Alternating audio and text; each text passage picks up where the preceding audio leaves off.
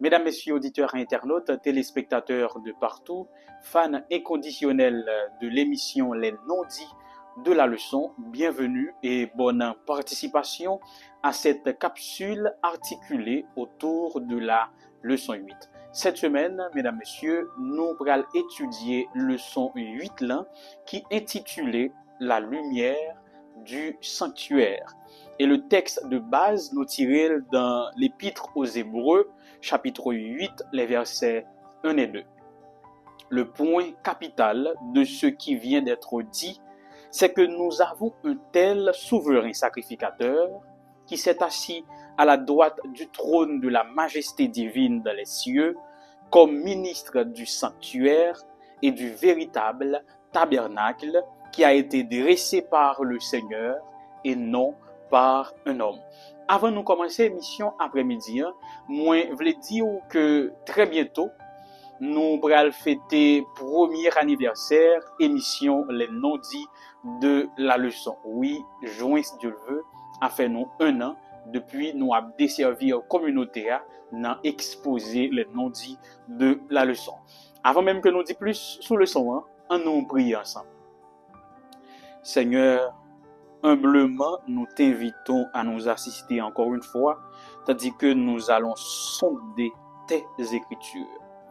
Que par ton esprit, tu nous fortifies, tu nous assistes, et que nous puissions saisir le sens de ta révélation au nom de Jésus. Amen. Leçon 8, la lumière du sanctuaire. Nous-mêmes qui habitués avec émission les non-dits de la leçon, nous pas commencer sans que nous pas porter quelques définitions qu'on pas besoin d'un guide d'études là qui permettent au mieux assimiler différentes notions qui présentées dans la leçon ci là. La lumière du sanctuaire.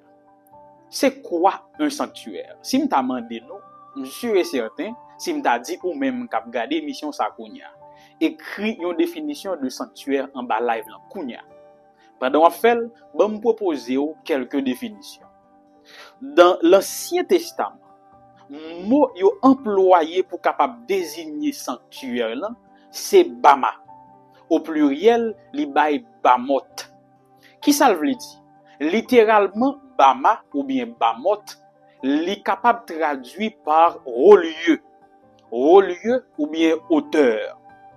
Il est vrai que origine mot ça beaucoup bien établi, mais t'as semblé que y aurait les sanctuaires yo comme ça, c'est parce que généralement yo été placé sur les hauteurs. Bama ou bamot qui veut dire haut-lieu, yo été les sanctuaires yo comme ça parce que généralement ils ont été placés sur les hauteurs. Sous chaque colline qui ton tijan élevé, ou a un hôtel ou bien un sanctuaire. Ou pour David est arrivé au sommet de la montagne des Oliviers, il dresse son hôtel. Eh bien, les Israélites, toute colline qui ton tijan élevé, ils ont été choisis comme un sanctuaire. D'ailleurs, c'est une raison qui fait on va prendre compte que le temple de Jérusalem se trouvait sur les hauteurs, comme nous aimons le dire, sur la montagne de Sion. Donc, Israélites, ils sont capables de bâtir ou bien construire un sanctuaire, ou bien qu'on prend soit une colline, soit un tas de pierres, ou bien côté sous l'eau pété, parce que Palestine, c'est une terre qui était pratiquement sèche. Donc, tout côté gon sous l'eau qui pété, ils font sanctuaire. Et tout côté gen bel pied bois vert, ils établi un sanctuaire. Mais par définition, nous sommes capables de dire que un sanctuaire, c'est tout lieu sacré, couvert ou non couvert, fermé ou non fermé, où Dieu ou un Dieu était censé particulièrement être présent et on lui apportait sacrifice et offrande. Faut me dire que la loi de l'Ancien Testament te permet Israélites yo construire une multiplicité de sanctuaires. Ça me dit par là que la loi te reconnaît que yo capable bâtir en pile sanctuaire. Ça qui te fait que Israël pas gagné un seul sanctuaire. Bon exemple. Josué sur le mont Ebal, lui construit un sanctuaire. Josué 8 verset 30 à 32. Samuel à Mitzpah, 1 Samuel 7, verset 9 et suivant. Samuel à Bethléem, 1 Samuel 16, verset 5. Ou ap joindre Élie sur le Carmel, 1 roi 18, verset 30 à continuer. Salomon à Gabaon, 1 roi 3, verset 4. Pour ne citer que cela. Donc, c'est groupe de monde, mais yon personne, qui vont côté qui senti présence bon Dieu manifestée, et puis yon bâti yon sanctuaire. Il y a 3 mots dans la Bible qui interchangeables. Yo paraît synonyme, oui, mais yon ti nuance qui est capable de différencier yo. Qui 3 mots yo yé? Sanctuaire, autel, temple. Sanctuaire, autel, temple. C'est 3 mots qui généralement interchangeables, mais qui ont une nuance qui est capable de séparer au bien simple. En nous, ouais. Qui ça qui ont autel? A-U-T-E-L. Yon autel, c'est yon table sacrée, côté yon mette offrande qui destinée à yon divinité. Il y a une forme, différentes formes, une dimension par rapport avec temps, lieu et les besoins du culte. Donc, autel là, c'est côté où présenter sacrifice là. C'est la table qui reçoit les sacrifices. C'est ça, y aurait les autel. Un temple, par définition courante, c'est un lieu de prière. Donc, aujourd'hui, là, nous avons un bon nombre de temples adventistes éparpillés un peu partout. Que généralement nous connaissons l'église, mais en réalité, c'est temple yoye, lieu de prière yo. Et 3e mot qui c'est sanctuaire, ça n'a défini pendant que n'a développé le son tikal patikal. Et bonus, le plus grand sanctuaire du monde actuel se trouve en France. C'est le sanctuaire de Notre-Dame de Lourdes, bien sûr, par les catholiques. Dans le Nouveau Testament, côté chrétien yo réuni, yo parlé le sanctuaire, yo relé le temple. Pour qui ça? Parce que chrétien est capable d'invoquer non bon Dieu n'importe qui côté. Mais surtout avec la nouvelle alliance, le sanctuaire li déménagé. Li pas sous terre encore, mais kounya li dans le ciel là. Parce que on connaît tout côté au prier, prière yo monter vers le sanctuaire céleste. C'est lui-même qui d'actualité dans la nouvelle alliance. Une autre partie leçon pour intituler les 2 sanctuaires. 2 sanctuaires. Et moi, je vais dire nous, dans l'émission après-midi, je vais 3 sanctuaires. On nous commencer. Le premier sanctuaire qui existé, c'est le sanctuaire céleste. C'est le premier. C'est l'original. C'est celui qui a toujours existé de toute éternité. Pour qui ça? Parce que c'est la demeure éternelle de Dieu. Songez que c'est la présence de Dieu qui fait le sanctuaire. Deuxième sanctuaire, c'est le sanctuaire terrestre. C'est ci-là que il a été bâti selon le modèle que Moïse avait vu. Donc c'est un modèle réduit du sanctuaire céleste. C'est là tout rituel, toute cérémonie qu'on fait. C'est là tout yo te qu'on présenter sacrifice qui te préfiguré Jésus en tant que dernier agneau sacrificiel. Troisième sanctuaire. En prière constamment et par la foi, le corps du chrétien devient un temple pour le Seigneur et son cœur un sanctuaire. Bon, moi, reprendre samedi. Selon Éphésiens 3, 17. Lorsque nous constamment en prière, par la foi, comme nous vin temple Saint-Esprit, cœur nous vin la demeure de Dieu, entre parenthèses, et un sanctuaire. On nous continue. On l'a partie leçon pour intituler dans le lieu terrestre. Pendant que nous avons développé partie ici là, il est bon pour me rappeler nous certaines choses que vous connaissiez déjà, c'est sûr. Songez-nous que le tabernacle que Moïse avait construit dans le désert, il a gagné 3 parties principales là-dedans. Je vais faire un petit rappel sur yo bien vite. Première partie a été baptisée le parvis ou bien le parvis extérieur, ou bien la cour l'église, là, j'en ai les jodi à la cour temple, la cour tabernacle là. Le parvis extérieur, c'est premier compartiment que vous joignez le wap entrer en dans tabernacle que Moïse te construit. Parvis a te gagné deux éléments principaux. Te gagné l'autel des reins ou l'autel des sacrifices et puis la cuve des reins qui rôle te gagné. L'autel des reins, c'est une table, nous songez, l'autel là c'est une table. C'est une table qui était là pour capable recevoir sacrifice. Table là était faite en bois, mais on était recouvrir avec de l'airain. Bois représentait l'homme, l'humanité, et l'airain représente le jugement de Dieu. Donc sous table ça, c'est là que était qu'on présentait sacrifice pour capable joindre pardon pour pécher. Deuxième élément, c'est la cuve d'airain. On cuvette qui était là, qui te gagne de l'eau là-dedans. Sacrificateur te gagne obligation pour yo laver main yo avant yo entrer dans le temple là, avant yo entrer dans le lieu saint. Pour qui ça? Parce que les mains sales étaient considérées comme un péché. Mains sales, c'était un péché le pays.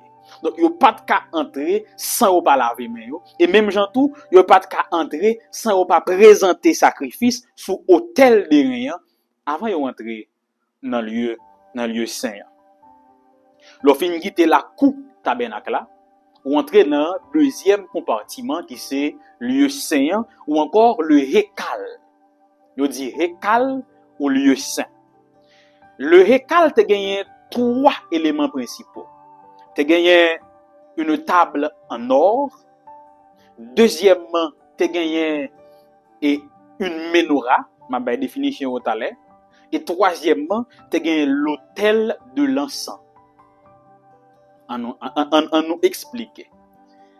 Prêtre yo, ou bien sacrificateur yo, te disposé de 12 morceaux de pain qui te symbolisé les 12 tribus d'Israël. Pain ça te sous table de proposition. Donc sous table en or là dans le lieu saint. Deuxième élément c'est la menorah. Sous pas vle dire menorah ou ka dit chandelier. C'était un chandelier à 7 branches qui était toujours limé. Il pas jamais éteint. Qui ça était représenté? Eh bien, il était représenté lumière, mon Dieu, qui a brillé constamment sur Israël, parce que lumière, ça, était toujours brillé sous 12 morceaux de pain qui étaient sous table de proposition. Troisième élément, c'est l'autel de l'encens ou l'autel des parfums qui t'a brûlé également constamment. Il n'y a pas de jamais suspend brûlé. Il était représenté prière peuple là qui montait devant mon Dieu. Constamment. Donc Dieu reçoit ou écoute constamment les plaintes ou les prières de son peuple. Troisième compartiment, c'est le débir, ou encore le lieu très saint, ou encore le saint des saints. C'est le vrai sanctuaire. Pour qui ça? Parce que c'est là bon Dieu était. C'est dans le lieu très saint bon Dieu était. Dans le lieu très saint, te gagné l'arche de l'alliance. C'est un coffret en or. Sous lui, il te écrit propitiation. Qui ça veut dire? Li te veut dire siège de la miséricorde. Et en dans coffret ça, vous joignent les deux tables de pierre ou le décalogue ou bien les 10 commandements. Dans Exode 25, bon Dieu te dit Moïse, ouais, prend témoignage si là, prend deux tables de pierre ça yo, al mette dans l'arche de l'alliance là pour moi. Donc c'est là bon Dieu te habité dans le lieu très saint. Donc si on a entré dans le temple là, ou entrer dans pavia, ou joindre hôtel des reins, cuve des reins, ou entrer dans le lieu saint, ou joindre table de proposition, ou joindre menorah ou bien chandelier à cette tête-là, cette branche-là. Après ça, ou joindre l'autel de l'encens, l'autre traverser voile-là, ou joindre exactement, ou joindre l'arche de l'alliance, ou joindre présence, bon Dieu.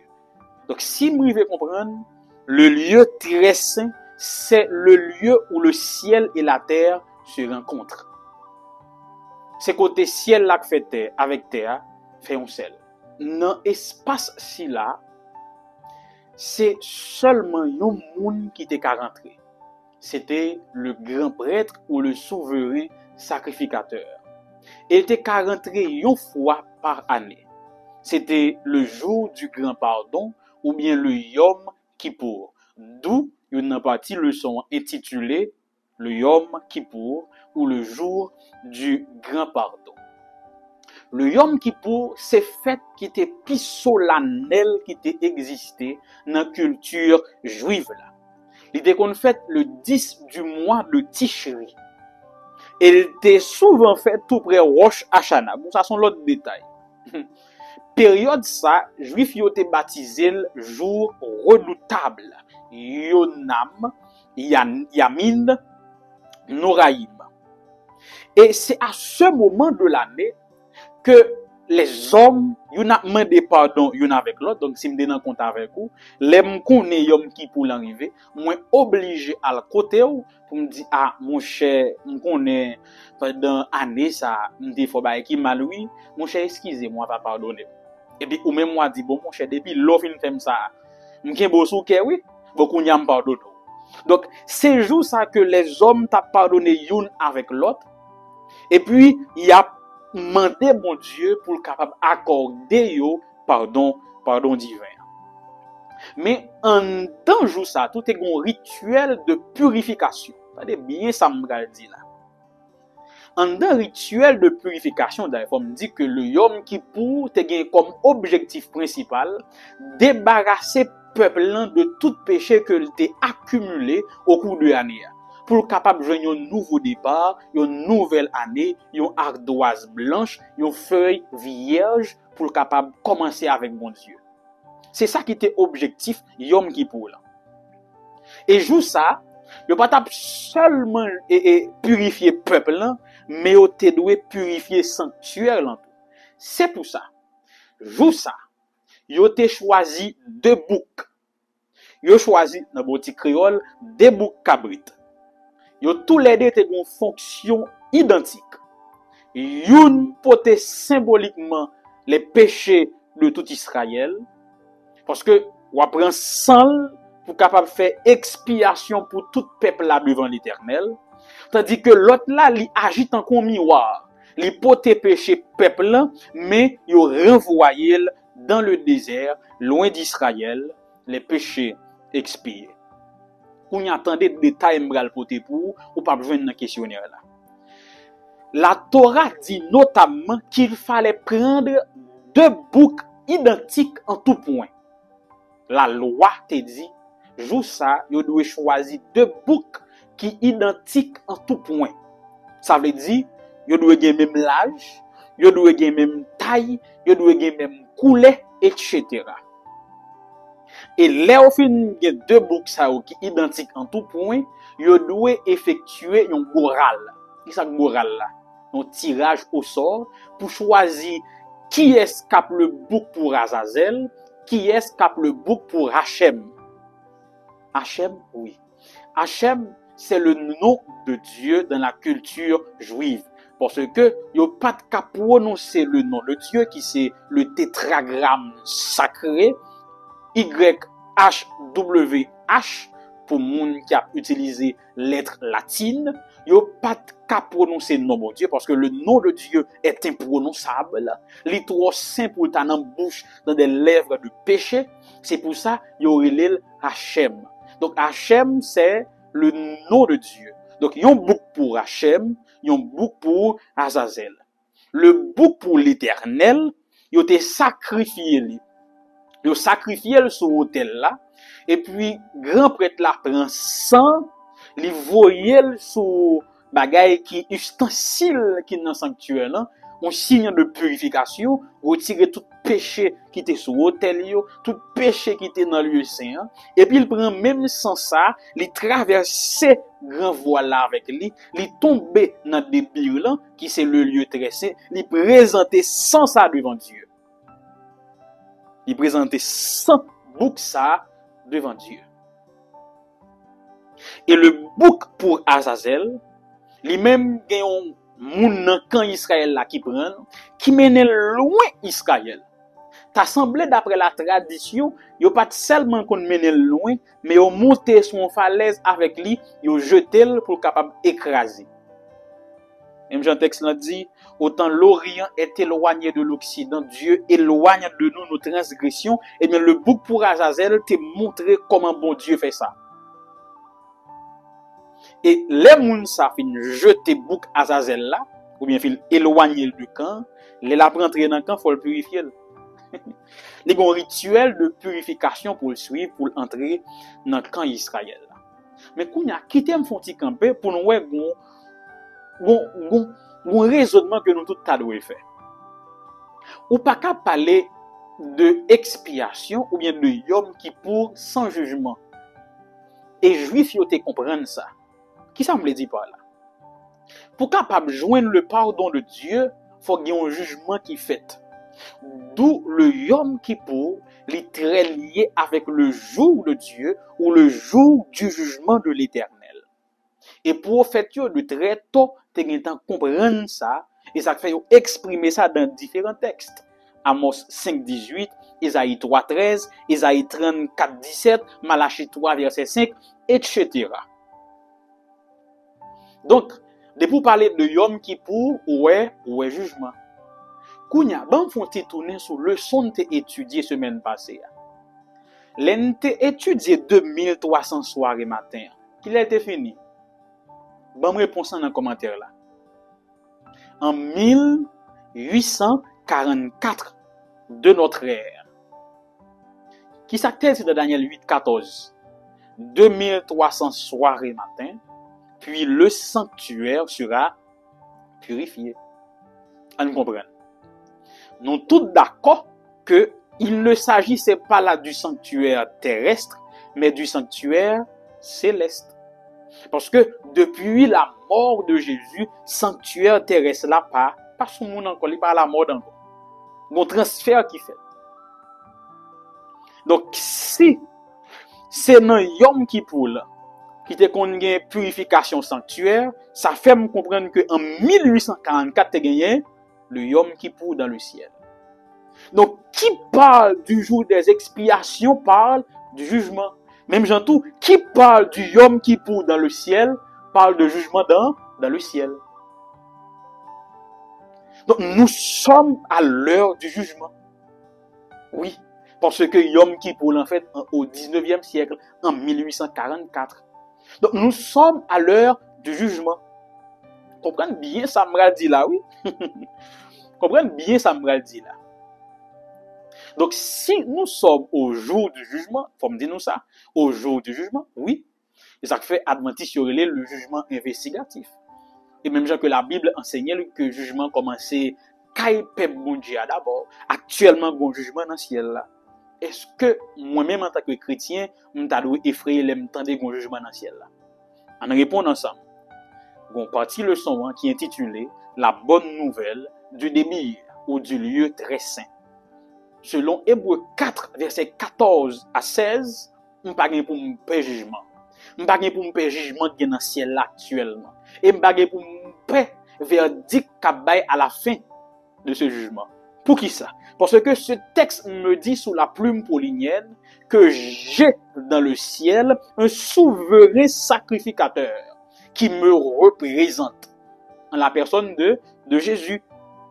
Ça qui rassure, c'est façon de décrire là. Comprenez bien ça me dit là. Dans le système terrestre, même grand prêtre qui entré dans le lieu très saint, il était obligé de mettre un code dans Saint-Il parce que il était qu'à mourir dedans. Parce que lui-même tout son péché, il n'a péché pas pour le confesser. Mais avec Jésus, il n'a pas aucun péché pour le confesser. Jésus n'a aucun péché à confesser. Donc, qui fait? Paul Bral dit, moi-même, moi, dans le ciel là, il y a un souverain sacrificateur qui comprend moi. Pour qui ça? Parce que il porte en lui ma nature. Parce que Jésus est à la fois homme et Dieu. Donc, nous avons un homme dans le ciel, quelqu'un qui partage notre nature humaine actuellement dans le ciel, qui intercède pour nous. Mais encore plus, Il pas seulement gagné nature humaine, non, mais il a vécu parmi nous. Donc, il connaît problème nous yo. Il connaît nos luttes de chaque jour parce que lui aussi, il a été homme comme nous. Il connaît nos douleurs. Il connaît nos souffrances. Et tout comme nous, il a été tenté par le diable. Donc, celui qui nous représente dans le ciel, c'est Jésus. Et quand je dis Jésus, on comprend que c'est un frère, c'est mon frère. Donc, il connaît douleur, il connaît poids, il connaît tentation, il connaît faiblesse, il connaît lutte, parce qu'il était vivant dans le temps, il consacre les douleurs. Bon petit proverbe haïtien qui dit, roche dans l'eau, par contre misère, roche dans le soleil. Parce qu'elle pas dans le soleil là. Mais Jésus a plaidé pour moi parce que lui-même tout est dans le soleil là. Il compte ça m'apprend là-dedans. Donc par la foi, nous sommes capables d'entrer dans le sanctuaire céleste. Il faut me dire que nous avons un représentant dans le sanctuaire céleste. C'est Jésus qui a défendu nous. Bien sûr, c'est pour ça, dernière partie de leçon, c'est Jésus, notre avocat dans le jugement. C'est-à-dire que je termine l'exposé de cet après-midi. En réalité, que le système judiciaire nous a gagné. On moun ka entre innocent dans un procès, pourtant c'est lui-même qui est condamné. Récemment, sur les médias sociaux, m'apprend un gars qui fait 39 ans en prison. Sous témoignage d'un petit garçon. C'est après 39 ans, il vient rendre compte que il n'est pas coupable. 39 ans de sa vie. Hein? Nous pas vivre 1000 ans, non? Mais, dans le jugement de Dieu, pas aucun innocent qui a entré dans le procès pour finir coupable. Non. Mais pourtant, tout le monde a rentré coupable, il y a un groupe de monde qui a sorti innocent. Le groupe de monde qui a sorti innocent, c'est le groupe de monde qui a cité non. Les pour paraître devant le tribunal avec l'eau de péché, et puis avocat apparaît, il dit j'ai pris sa place. Et puis il dit, mais ma clouyo, mais yo, je suis mort pour lui. Et puis il dit, ok, comme on prend sentence là déjà, oui il était coupable, mais maintenant il est innocenté. Entrer dans le paradis. Qui joie, essayez d'imaginer qui joie ça me fait. Pourtant des ciels la cité non. Par contre, comme on relève, autant des ciels, autant des noms, autant des bons dieux qui prononcent ces noms. Pour la première fois, ils ont lèvres pures, ils ont bouche pure à citer non. Et puis, l'elle finit citer non. Et vous regardez, vous dites, qu'est-ce vieux moi-même tout pour bon Dieu à citer non. Mais ça va qu'on finit. Et vous finissez garder tête, vous dites, pour aller pécher, me faire, c'est me qu'à présenter moi. Je dis qu'à serrer maman ça, je dis qu'à serrer pasteur ça, je dis qu'à serrer petit bout de ça. Mais Dieu, il sait tout. Et pour avancer. Et puis, au moment pour ta recevoir condamnation, et puis, il y a un monde qui passe derrière, le regarde où c'est sauvé là. Et puis, dit oui, je prends place déjà, oui. Je paye pour lui déjà. Et puis, dit d'accord. Et puis, il dit, allez dans le paradis. Cela me rappelle l'histoire de deux jumeaux. Il y a un qui finit de commettre un mauvais acte, ils ont arrêté, le mettre dans la prison, mais ils ont condamné pour toute la vie. Il n'a pas jamais sorti. L'autre frère là, vient dans la prison un jour. Il dit, mon cher frère, ou bien famille, ou bien madame, ou bien petite pour nourrir. Mais moi-même, pas de personne, après ou même comme famille. N'a pas surveillé gardien yo. N'importe les font tirer tête yo, n'a pas échangé place. C'est ce que Jésus fait pour moi. Bien sûr, il pas trompé vigilance gardien yo, mais légalement Dieu a pris ma place. Qui fait, je termine l'exposé de cet après-midi avec la déclaration de Paul dans Hébreux 6 versets 19 et 20. Cette espérance, nous la possédons comme une ancre de l'âme, sûre et solide. Elle pénètre au-delà du voile, là où Jésus est entré pour nous comme précurseur, ayant été fait souverain sacrificateur pour toujours, selon l'ordre de Melchisédek. Leçon 8, la lumière du sanctuaire. Bonne semaine, bonne étude. On nous terminer avec une prière. Merci Seigneur pour ce grand sacrifice qui nous garantit la vie éternelle en abondance. Aide-nous, Père, à accepter ce sacrifice chaque jour de notre vie et que nous puissions marcher en nouveauté de vie, en nouvelle créature que nous devons être. Pardonne nos transgressions. Que cette émission touche le cœur de chaque auditeur. Que ces paroles transforment la vie de ceux qui vont l'écouter. Que ce soit une parole de salut, de transformation. Que ce soit une bonne nouvelle pour tes enfants. Que cette semaine soit bénie au nom de Jésus. Amen.